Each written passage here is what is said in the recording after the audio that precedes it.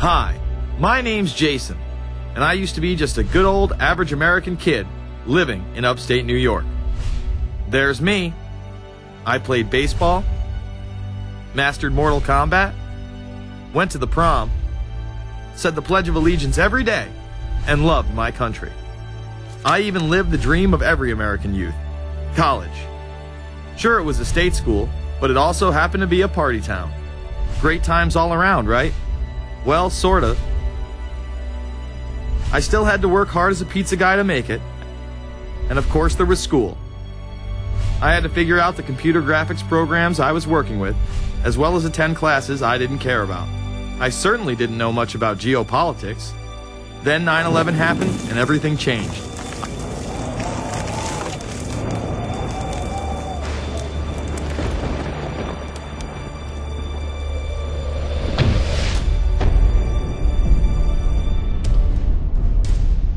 I was pissed.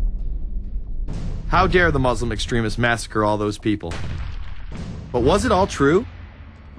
Prior to the invasion of Iraq, something didn't seem right. I then did a startling thing. I actually took a look at what happened that terrible September day. What I found horrified and angered me to such an extent that I took action. We were lied to, and lied to big time. Before I knew it, I went from a normal college student to the political guy at the party to one of the guys that brought you the first internet blockbuster, Loose Change. The film would not only change my life, but countless others as well. So if you've ever seen Loose Change, the documentary about September 11th, conspiracy theorist documentary, it is riveting. Oh, like, you watch it, and by the end, not even the end, 10 minutes in, you're like... You got your car packed, your head... You're just like, oh my God, it's all true. So every place, there's questions coming from this documentary. And you don't have to believe everything in the documentary to still have questions come up. And you look back and you remember what you saw and what you were told, and now you have questions. We got the boogeyman out there. Wow. See, for many years it was communism, then it was the war on drugs, now it's the war on terror. All through our life we've had to have a boogeyman. Loose Change took the truth about 9/11 into the mainstream with over 100 million views and allowed me to travel the country and even take on some of my detractors. The answer is no, they cannot. Jason, I think it's telling that every time you disagree with something, you call the people a liar. I'm not calling anybody a liar, sir. I'm calling you a liar because you are a liar. But if we were lied to about 9/11, then who was really behind it? A lot of people on the web were pointing towards the New World Order, but that was impossible. I mean, the Hulkster couldn't be involved, could he?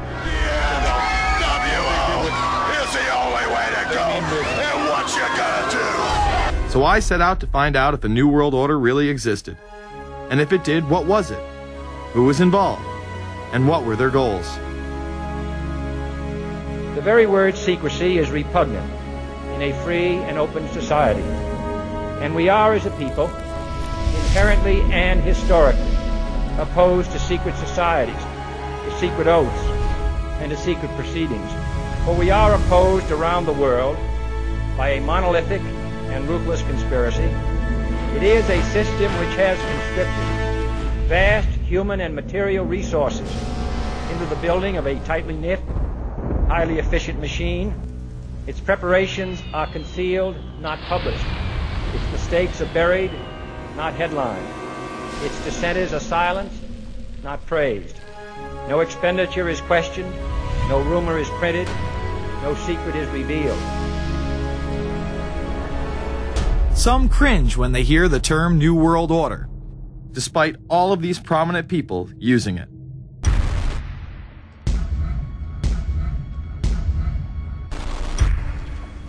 The world that maybe some people dreamt of at that conference back in Bournemouth, when it looked as if maybe history would end, that liberal democracy would triumph, that free market economics would slowly progress, and we'd have a new world order.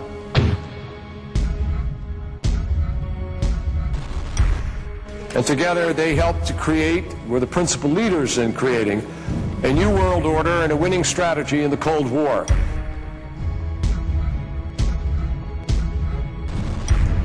We are part of a new world order. And as the recently departed Admiral William J. Crowe once said, it's long on new and it's short on order.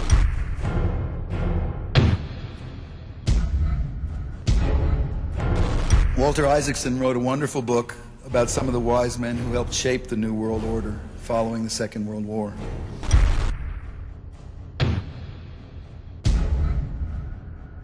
As we devise a way forward in Iraq, I urge the international community to embrace its responsibility for creating that new world order, a new world order based upon collective action.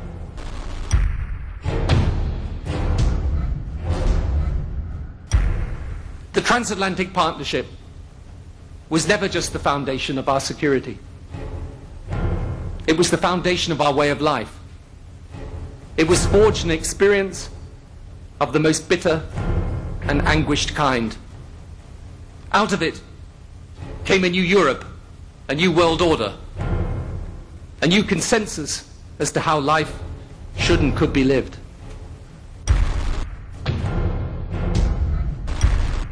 And just like that, it was gone. It was a new world order. That's what President George H. Bush said. Harvard historian Francis Fukuyama pronounced the end of history.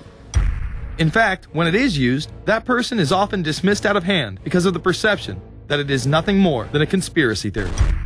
Actually, the idea of global governance and a one world order has been around for centuries, and the term New World Order has been used frequently in recent history. The New World Order means different things to different people, but to those who expect to be in control of it, it means the same thing. It means all the world under their control. They believe that somebody must rule. After all, people are too darn dumb to know how to rule themselves. They figured that that's their role. The first in-depth publication of note was Samuel Zane Batten's work, The New World Order, which was published in 1919.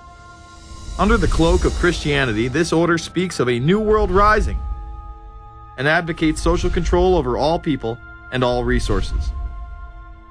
It promotes a world federation with a world parliament, an international court, and a global police force. Some of its goals are as follows. Community. The danger and loss in crime and degeneracy. The determination to make community life safe, sanitary, wholesome, and moral. Industrial. The disappearance of class distinctions and the solidarity of all interests in the economic process. National. The conception of the nation's welfare as the supreme concern, with the policy that everything shall contribute to this end, and every person must do some useful work. International. The creation of an international mind, with a world consciousness and a world patriotism. The destruction of every arbitrary power that can separately and of its single choice disturb the peace of the world. World government is good, right? It put an end to war. Well, it could put an end to war because you just only have one dictator. I think Adolf Hitler had that in mind. He wanted a world government too, with himself as the master leader.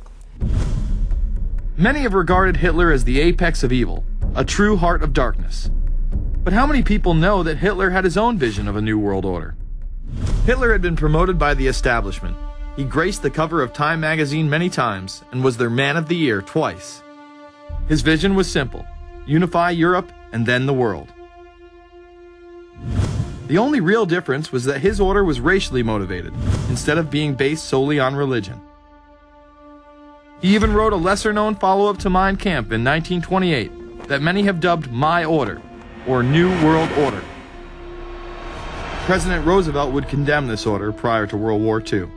Nazi forces openly seek to establish systems of government based on the regimentation of all human beings by a handful of individual rulers who seize power by force. Yes, these men and their hypnotized followers call this a new order. It is not new, and it is not order. The idea of globalization was so prominent in Nazi ideology that the 1936 Berlin Games would be the first time that the Olympic rings would be displayed prominently and promoted in order to glorify the Third Reich. This symbol represents